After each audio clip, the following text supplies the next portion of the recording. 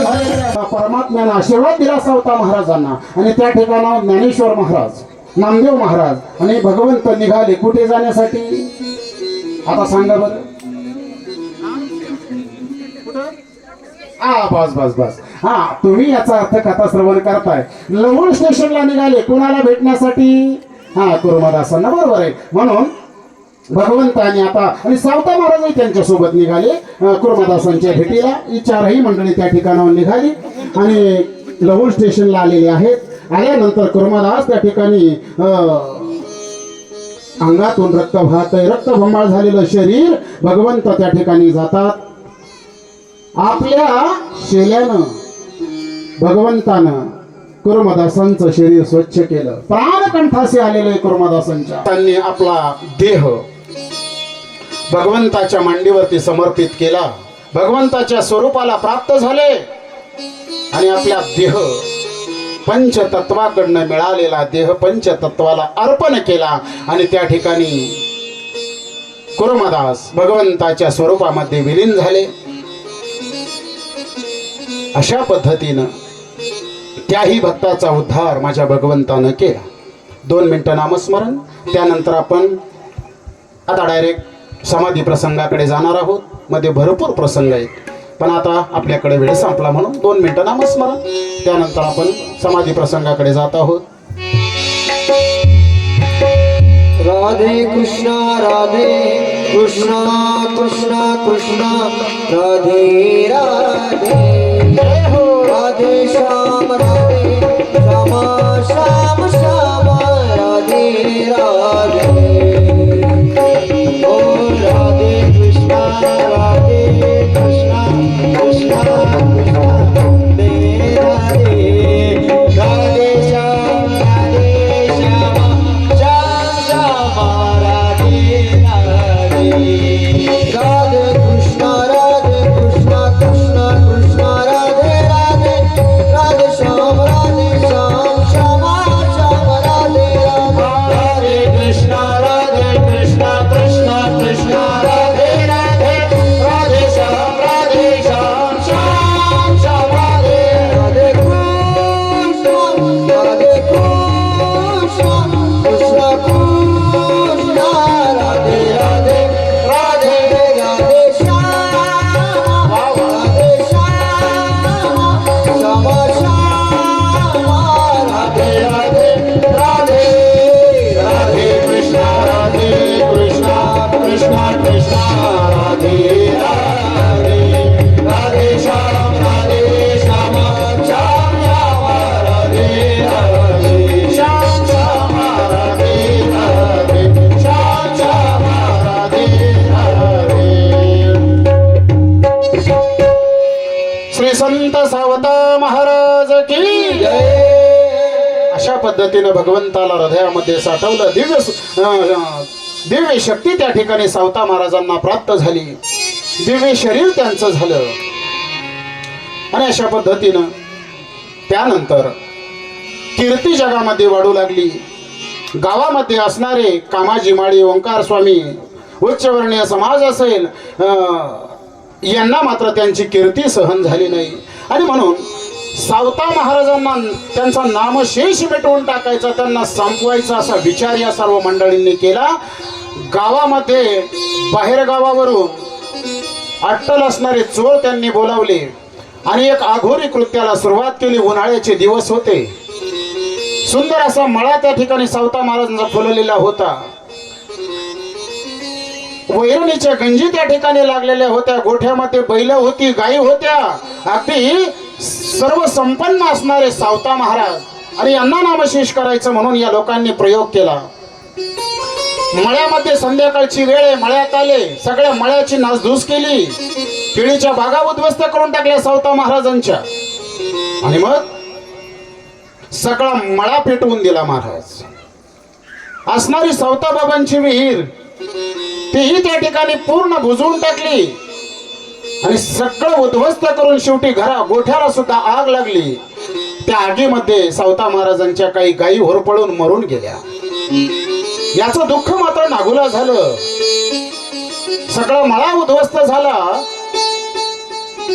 आणि सावता महाराजांना जे मानणारे लोक होते त्यांच्यावर भक्तिभावानं प्रेम करणारे लोक धावले, मळा विझवण्याचा प्रयत्न केला, विहीरही बुजून टाकली. सगळा मळा त्या ठिकाणी आगीमध्ये भस्मसात झाला. गोठा गेला, बैल गेली. काही बैलांनी आपल्याला बांधलेली जी दावं होती ती तोडून पळून गेली, तेवढीच वाचली. गायी होर पळून गेल्या, घरही जळालं. सकाळ झाली तरीही सावता महाराज शांत होते. गावातली जी पंच कमिटी असेल पंचनामा करण्यासाठी आले. सावता महाराजांना विचारलं, तुमचा कोणावर संशय आहे का? सावता महाराजांनी सांगितलं, म्हटले नाही, हे माझ्या प्रारब्धाचे भोग असतील. माहित होतं सावता महाराजांना सगळं, हे कोणी केलंय, कटकारस्थान सगळं माहित होतं. पण संतांचा स्वभाव, म्हटलं हे माझ्या प्रारब्धाचे भोग असतील, पूर्वजन्मीचं माझं काही पाप असेल त्याची फळं मी भोगतोय. म्हटले माझा कोणावर संशय नाही, माझा कोणावर आरोपही नाही. आणि मग पंचनामा केला. अधिकारी मंडळी निघून गेले. नागूताई मात्र आकांत करत होती. गायीसाठी वासरांसाठी फार जीव होता. आणि प्रकार असा घडला, आजूबाजूचे माणसं एकत्र आले, त्यांना मानणार. परत सावता महाराजांनी गोठ्याची असणारी राख, घराची असणारी सर्व राख ती उचलली, एकत्र केली, शेतामध्ये पांगून दिली. परत छोटीशी झोपडी तयार केली. पण आता मळ्यासाठी विहीर पाहिजे म्हणून स्वतःच परत विहीर खांदायला सुरुवात केली. मग त्यांचे जे काही भक्त होते ते एकत्र आले, सावताबाबांना मदत केली. विहिरीचं काम चालू होतं. 7 वर्षापर्यंत विहीर झाली. आणि आता मात्र पाणी आतापर्यंत लागलं नव्हतं. पण जेव्हापासून सावता महाराजांचा मळा उद्ध्वस्त केला होता, विहीर बुजली होती ना, तेव्हापासून पंढरपूरमध्ये एक चमत्कार घडला. असणारे जे भगवंताचे सेवेकरी होते, पुजारी होते, भगवंताला रोज दह्यानं, तुपानं, पाण्यानं स्नान, अभिषेक करत होते. पण ते जे तीर्थ आहे ना, ते तीर्थ सगळं अदृश्य होत होतं. तीर्थ त्या ठिकाणी थांबत नव्हतं. मग तुम्ही म्हणाल हे सगळं तीर्थ कुठे जात होतं? तर हे सगळं तीर्थ सावता महाराजांच्या विहिरीमध्ये येत होतं. 7 वर्षापर्यंत काम झालं आणि एक दगड बाजूला केला मजुरांनी, तर त्यातून बुक्का बाहेर येऊ लागला. कारण भगवंताचं सगळं तीर्थ विहिरीमध्ये अवतीर्ण झालेलं होतं. अरे बघा, बुक्का बाहेर येऊ लागला, तुळशीच्या मंजुळा बाहेर येऊ लागल्या, अभिषेकाचं जे तीर्थ आहे ते बाहेर येऊ लागलं. सर्वांना आनंद झाला. आणि मग लक्षात आलं पुजाऱ्यांच्या की सावता महाराजांचा मळा उद्ध्वस्त केला, विहीर उद्ध्वस्त केली आणि हे सगळं तीर्थ तिथे जात आहे. मग पंढरपूरनं सगळे संत मंडळी त्या ठिकाणी आले आणि असणारं ते सावता महाराजांच्या विहिरीचं तीर्थ सर्वांनी प्रसाद म्हणून भक्षण केलं, त्याचं सेवन केलं. अशा पद्धतीनं मळा उभा राहिला. आणि आता मात्र सावता महाराजांनी विचार केला की जनक महाराजांचे असणारे अवतार भगवंताच्या आज्ञेनं अरणमध्ये अवताराला आले कशासाठी? तर जगाचा उद्धार करण्यासाठी, जड जीवांचा उद्धार करण्यासाठी आले. आणि मग आता सावता महाराज, आता वयही भरपूर झालेलं होतं, त्यांच्या नागूचाही आता विवाह झालेला होता. आणि मग शहाणी माणसं जास्त दिवस, काम संपल्यानंतर जास्त दिवस थांबत नाही. ज्ञानोबाराय 21 वर्ष वय होतं. ज्या कार्यासाठी आलेले होते ते कार्य पूर्ण झालं. आणि मग ज्ञानेश्वर महाराजांनी ठरवलं की आता समाधी घ्यायची. कारण जन्म कुठे घ्यायचा हेही साधूच्या हातामध्ये असतं. आणि सरते शेवटी जायचं कधी हे ते ठरवून आलेले असतात. मृत्यूवर त्यांनी विजय प्राप्त केलेला असतो. कधी जायचं हेही त्यांनी ठरवलेलं असतं. आणि म्हणून ज्ञानोबाराय 21व्या वर्षी गेले. माझे तुकोबाराय 41 वर्ष वय, वैकुंठ गमन झालं. बरोबर आहे ना? ठरवून आलेले असतात संत मंडळी. आणि म्हणून सावता महाराजांनी विचार केला, ज्या कार्यासाठी भगवंतानं पाठवलं ते कार्य आता पूर्ण झालं, मग आता कशासाठी थांबायचं? आणि म्हणून त्याच वेळी आळंदीवरनं ज्ञानोबाराय, कारण ज्ञानोबारायांना सुद्धा समजलं की ज्येष्ठ श्रेष्ठ असणारे सावता महाराज वयोवृद्ध आहेत, तपोवृद्ध आहेत. आणि म्हणून आता त्यांची वैकुंठाला जाण्याची वेळ झाली. म्हणून आळंदीवरनं ज्ञानोबाराय, निवृत्ती दादा, सोपान काका, ब्रह्मचरित कला, मुक्ताई माता हे सर्व पंढरपूरला येण्यासाठी निघाले, वारीसाठी निघाले. आणि संत महात्म्यांच्या मुखातून एकच वाक्य बाहेर पडत होते, ते म्हणजे लागली से आस मला गोडिया भंगाची, लागली से आस मला गोडिया भंगाची, कृपा त्या पांडुरंगाची, कृपा त्या पांडुरंगाची, कृपा त्या हो पांडुरंगाची. लागली सियास मला गोडिया भंगाची, लागली सियास मला गोडिया भंगाची, कृपा त्या पांडुरंगाची,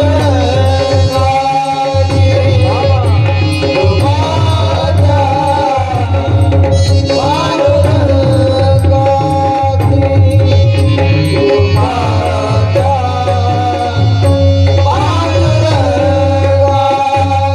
ध्यानी मनी पांडुरंग राम कृष्ण हरी, ध्यानी मनी पांडुरंग राम कृष्ण हरी, जय जय राम कृष्ण हरी, जय जय राम कृष्ण हरी, जय जय राम कृष्ण हरी, जय जय राम कृष्ण हरी, जय जय राम कृष्ण हरी, जय जय राम कृष्ण हरी.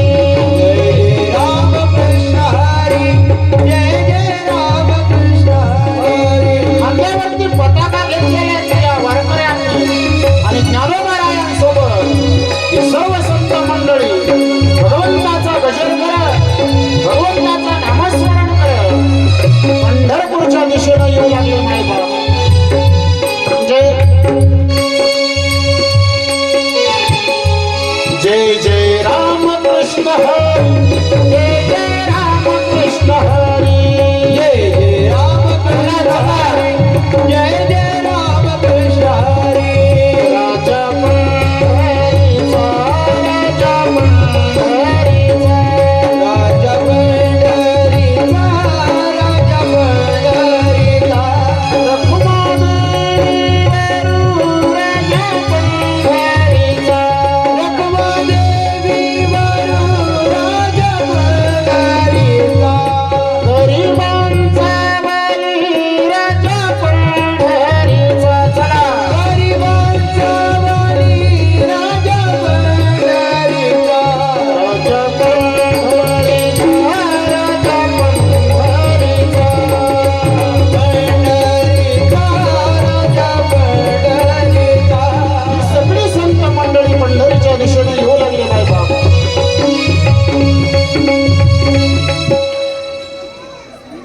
तिथेच थांबवा.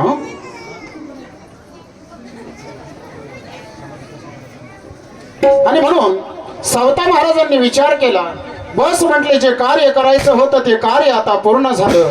आणि म्हणून शके 1217 आषाढ महिना आहे, वद्य एकादशी आहे. ही पर्वणी होती. सावता महाराजांचं शेवटचं कीर्तन त्या ठिकाणी अरणमध्ये होऊ लागलं. आणि कीर्तनामध्ये आता जे वर्णन सावता महाराज करतायत सर्व संत मंडळींना सांगू लागले. म्हटले जे कार्य करायचं होतं ते कार्य आता पूर्ण झालं. आता एकच इच्छा आहे की भगवंताच्या चरणाशी लील व्हावं, भगवंताच्या स्वरूपाशी त्या ठिकाणी एकरूप व्हावं आणि आता समाधी घ्यावी असा मानस आहे. अशी इच्छा त्या ठिकाणी सावता महाराजांनी प्रगट केली. सर्व संतांना कळून चुकलं. काशीबा गुरुवांच्या लक्षात आलं की बाबांची आता जाण्याची वेळ झाली. आणि आजचाच तो दिवस आहे महाराज. द्वादशीला खूप असा जनसमुदाय त्या अरणमध्ये एकत्र आला. पंचपक्वान्नाचं अन्न तयार झालं, सर्वांना प्रसाद दिला.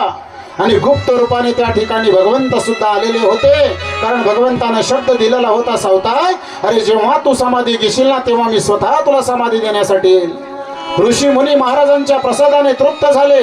सर्व देव गंधर्व किन्नर सर्व त्या ठिकाणी तृप्त झाले, सर्व समाधी सोहळ्यासाठी. कारण साधू संतांचा समाधी सोहळा सुद्धा मोठाच असतो महाराज, दिव्य असतो. आणि तिन्ही लोकांचे जन त्या ठिकाणी एकत्र आलेले आहेत. अप्सरा आलेल्या, अष्टनायिका आलेले आहेत. नारद तुंबर सर्व त्या ठिकाणी भजनात दंग झाले. जय जयकार त्या ठिकाणी सावता महाराजांचा करतायत. श्री संत शिरोमणी सावता महाराज की जय. वारकरी नाचू लागले मायबाप, दिंड्या पताका गगनाला भिडू लागल्या. आणि अशा पद्धतीनं आरणमध्ये तो उत्सव साजरा होत होता. आणि हे सगळं निरूपण जेव्हा संतांनी ऐकलं आणि लक्षात आलं बाबांची आता जाण्याची वेळ झाली. द्वादशीची रात्र आहे महाराज. सर्वांना अपशकुन होऊ लागले. सर्व मंडळी त्याचं अवलोकन करतायत. आणि त्रयोदशीला सकाळी सूर्याचं दर्शन घेतलं. आणि आता भगवंताला समजलं पंढरपूरला की माझा असणारा परमभक्त लढिवाळ भक्त सावता माझ्याकडे येण्याची त्याने तयारी केली. भगवंतानं शब्द दिला होता. आणि सकाळीच भगवंत विटेवरनं खाली उतरले आणि अरणच्या दिशेनं निघाले. रुक्माई मातेनं हात पकडला, स्वामी एवढ्या सकाळी कुठे? आणि मग भगवंतानं सांगितलं, रुक्मिणी अगं माझा लढीवाळ असणारा भक्त सावता आता माझ्या स्वरूपामध्ये विलीन होतोय. असा भक्त परत होणे नाही. आणि सावता महाराजांची भक्ती आठवून, प्रेम आठवून प्रत्यक्ष भगवंताच्या नेत्रातून अश्रू वाहू लागले महाराज. भगवंतालाही वाईट वाटलं. आणि मग आता रुक्मिणी मातेने सांगितलं, तुम्ही जर जाताय तर मग मीही तुमच्या सोबत येणार. म्हणून दोघेही पंढरपूरवरनं निघाले आणि अरण या ठिकाणी आलेले आहेत. कृपया माझ्याकडे लक्ष द्या. आणि मग भगवंत आले. रुक्मिणी माता त्याही निघाल्या. दोघेही अरणला आले. कोणालाही कळालं नाही की भगवंत आले. पण सावता महाराजांना त्यांनी ओळखलं की साक्षात जगाचा चालक मालक असणारा पंढरीश पांडुरंग परमात्मा आणि माता रुक्मिणी या ठिकाणी आलेले आहेत. सद्गदित होऊन सावता महाराजांनी आलिंगन दिलं पांडुरंगाला. आणि आता तो पर्वकाळ जवळ आला. सावता महाराजांना समोर प्रकाश दिसू लागला. भगवंताला सावता महाराजांची मात्र खूप आवड. आता मात्र सावता महाराजांचा विरह होणार, ज्ञानाचा असणारा हा ठेवा आता पुन्हा दिसणार नाही, याचं दुःख भगवंताला होत होतं. डोळ्यातून अश्रू वाहत होते. संपूर्ण देवगण त्या ठिकाणी आलेले आहे. सावता महाराज सर्वांकडे प्रेमाने पाहू लागले. तेजपुंज सावता महाराज दिसत होते. सर्व लहान थोर स्त्रिया सर्वांनी तो असणारा मदनाचा पुतळा डोळे भरून शेवटचं एकदा सावता महाराजांना पाहिलं. आता परत हा भक्त होणे नाही, आता परत सावता महाराज आपल्याला दिसणार नाही, म्हणून सर्वांना दुःख होत होतं. सावता महाराजांना रात्रीची वेळ आहे. भगवंतानं जवळ घेतलं. डोक्यावरनं हात फिरवला, मुखावरनं हात फिरवला. कुरवाळू लागले सावता महाराजांना. सावता अरे तू धन्य आहेस म्हटले. चारी पुरुषार्थ तू साध्य केलेस. तुझा गृहस्थ आश्रम श्रेष्ठ झाला. ज्ञान दातृत्व हे सर्व तू प्राप्त केले सावता. ज्यासाठी भगवंतानं तुला मी जो देह दिला होता त्याचं सार्थक झालं सावता. सावता महाराज भगवंताचा सुंदर असा संवाद झाला. सर्व झोपी गेले आणि चतुर्दशीचा तो दिवस उजाडला. सूर्य उदयाला आला. मायबाप रणगावी स्वर्गाचं ऐश्वर्य प्राप्त झालं. देवगण ऋषीगण देव गंधर्व सर्वजण त्या ठिकाणी आलेले आहेत. सर्व लोक ते पाहून आश्चर्यचकित होऊ लागले.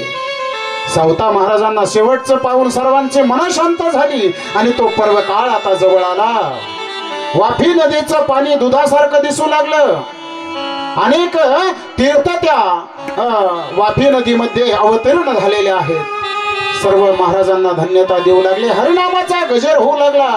पुंडलिक वरदा हरी विठ्ठलच्या गजर कानावरती येऊ लागला. सर्व म्हणू लागले, यांच्यासारखा श्रेष्ठ संत या जगात दुसरा मी पाहिला नाही. कार्य कारण रहित होऊन उन्मनी अवस्था साध्य केली. जीवनमुक्त त्या ठिकाणी सावता महाराज झाले. प्रयाण काळ जवळ आला.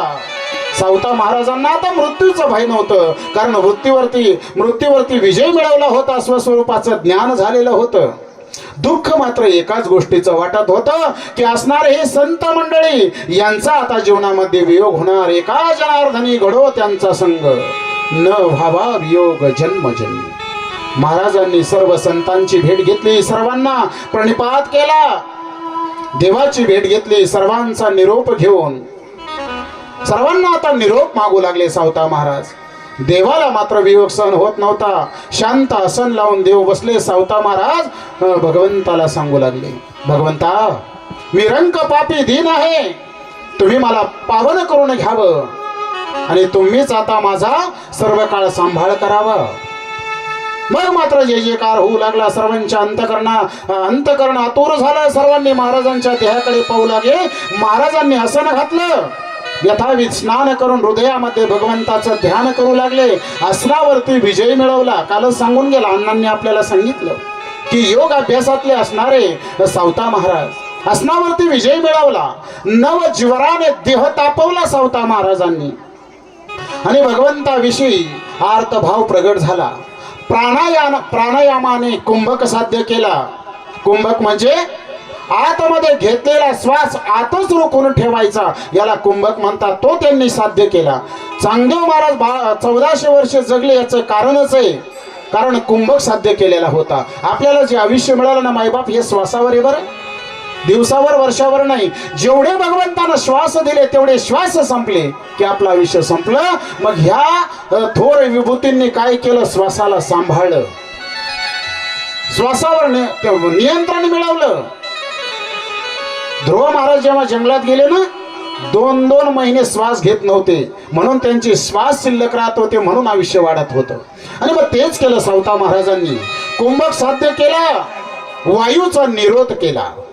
मूळ तत्व विठ्ठल आणि त्याचीच काळावर सत्ता असते. सावता महाराज त्या तत्वामध्ये, भगवंताच्या तत्वामध्ये त्या ठिकाणी विलीन झाले. भक्ताचा आणि देवाचा संयोग झाला. असणार जीव तत्व शिव तत्वामध्ये सावता महाराजांनी विलीन केलं आणि त्याच ठिकाणी सावता महाराजांनी असणारा हा पंचतत्वाचा देह त्या ठिकाणी विलीन केला महाराज. आणि या जगाचा निरोप घेतला. आम्ही जातो आमूच्या गावा, आम्ही जातो आमूच्या गावा, आम्ही जातो आमूच्या गावा, आम्ही जातो आमूच्या गावा, आम्ही जातो आमोच्या गावा, आम्ही जातो आमोच्या गावा, आम्ही जातो आमोच्या गावा, आम्ही जातो आमोच्या गावा. आमूचा राम राम घ्यावा, आमूचा राम राम घ्यावा, आता नाही येणे जाणे, आता नाही येणे जाणे, आता नाही येणे जाणे, आता नाही येणे जाणे. ऋतूमध्ये श्रेष्ठ असणारा ग्रीष्म ऋतू, आषाढ कृष्ण चतुर्दशी हा पर्व काळ. सूर्य उदयाला आला. सावता महाराज भगवंताच्या स्वरूपामध्ये विलीन झाले.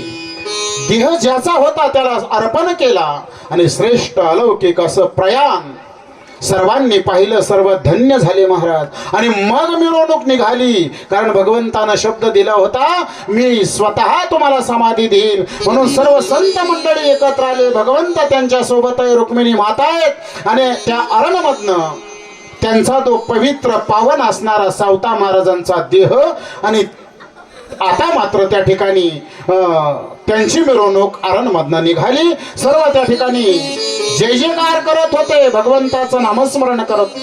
संत श्री सावता महाराज की पुंडलिक वरदाय विठ्ठल, श्री ज्ञानदेव तुकाराम, पंढरीनाथ भगवान की जय. संत शिरोमणी सावता महाराज की जय.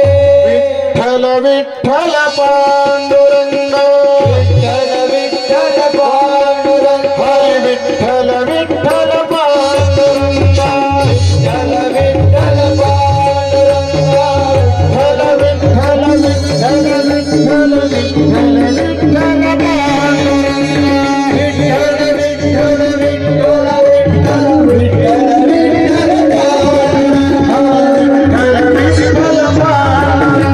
विठ्ठल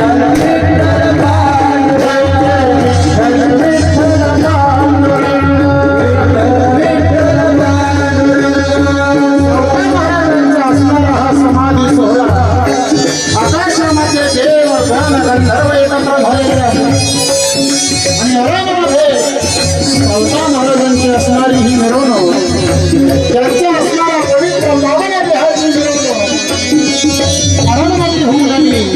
असणारे वारकरी नाचू लागले. दिंड्या पताका घेऊन, पताका खांद्यावरती घेऊन, मृदंग घेऊन सावता महाराजांची असणारी ही मिरवणूक, दिव्य मिरवणूक असणारा त्यांचा तो सोहळा त्या ठिकाणी सर्व अनुभवू लागले आणि नामस्मरण करू लागले. विठ्ठल विठ्ठल पांडुरंग, विठ्ठल विठ्ठल विठ्ठल पांडुरंग, विठ्ठल विठ्ठल पांडुरंग, विठ्ठल विठ्ठल विठ्ठल विठ्ठल विठ्ठल विठ्ठल पांडुरंग, विठ्ठल विठ्ठल पांडुरंग, संत ज्ञानेश्वर महाराज, निवृत्ती दादा, ब्रह्मचीत कला मुक्ताई माता, सर्व संत मंडळी हळूवार घ्या, गडबड नका करू. सर्व संत मंडळी सावता महाराजांना समाधी देण्यासाठी आलेले आहेत. प्रत्यक्ष भगवान पंढरीश परमात्मा, काय तो अलौकिक सोहळा असेल महाराज. रुक्मिणी आई साहेब त्या ठिकाणी आलेले आहेत. सावता महाराजांना समाधी स्थळाच्या जवळ आणलेलं आहे. त्यांची असणारी पालखी खाली ठेवण्यात आली आणि मग प्रत्यक्ष परमात्मा त्या ठिकाणी आहे, रुक्मिणी माता आहे. आणि सावता महाराजांना आता प्रत्यक्ष भगवंत त्या ठिकाणी समाधी देणार आहे. आणि हा अलौकिक सोहळा पाहून सर्वांचे समाधान होत आहे महाराज, की असा संत परत होणे नाही. आणि म्हणून आणि ही बातमी जेव्हा नागूला समजली, असणारी नागू पळत आली.